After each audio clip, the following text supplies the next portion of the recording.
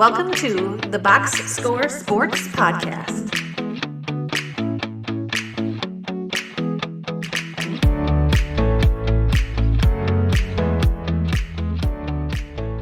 Okay, let's go to Houston. So big move of the offseason. I don't know, I think we talked about the Durant trade already. But they also, on top of it, during free agency, they added Dorian Finney-Smith, 4-year deal, 53 million, 13 roughly a year, and then Clint Capela, 3 years, 21.5 million, which is roughly about 7 million a year. Thoughts on Houston, because it seems like they're going for it as well. They basically trade Dylan Brooks and Jalen Green for Durant, Finney-Smith, and Capela. You got to give the Rockets credit. They've gotten guys to take less money to come there. You know, Clint Capella, I'm sure he could have done better than 21 million over 3 years. Um, and I believe one of those is like a team option on the back end too. I'm sure Dorian Finney-Smith could have got the full mid-level, 14.1 for 4 years, at least three, at least probably 4 years. But again, on paper, this is a heck of a team with depth, with youth, at every position, just about. I mean, minus maybe point guard because you might be relying on Reed Shepard. We don't know what we have there, and still a lot on Fred VanVleet. But outside of that, if you're looking for a team where you're like, I wonder if St. Shingun misses a few games, do they have anyone behind? You're like, yeah, they do. They got two guys now. Yeah. So on paper, it's a really good team, and I think if you're a Rockets fan and you're looking at it, like it's one of those rosters that you look at and you're like, all right, this is a top 1, 2, or 3 team in the West. Again, barring relative health from everybody.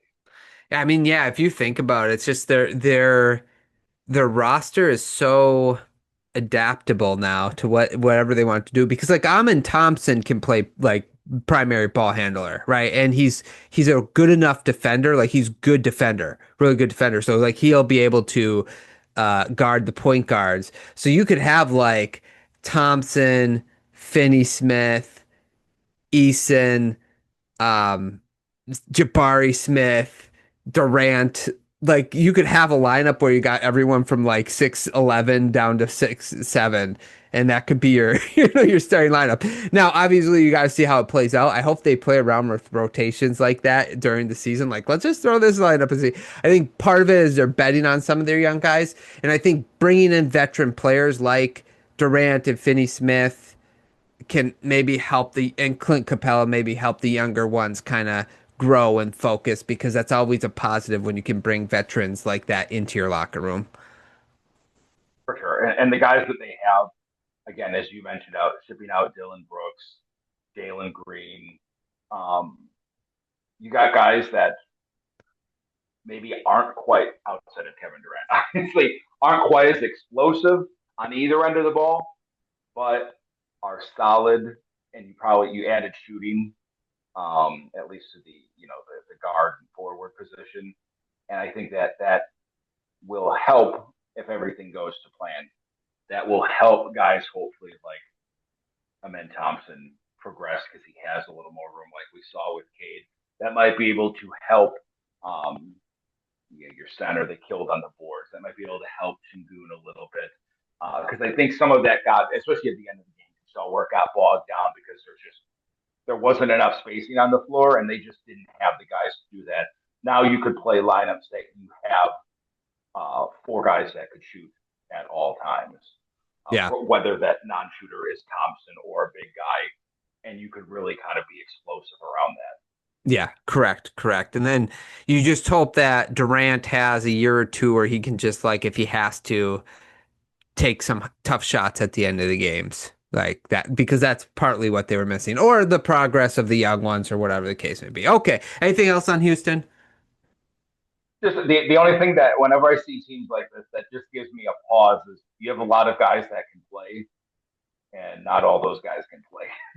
Yeah. And go ahead. I was gonna say it's almost like they can make another move for another big name if something comes available because that's how many guys they have, and some of these players they sign at the end of the trade. I mean, before the trade deadline, they'll be available to trade as well. So it kind of leaves a lot of flexibility at that moment.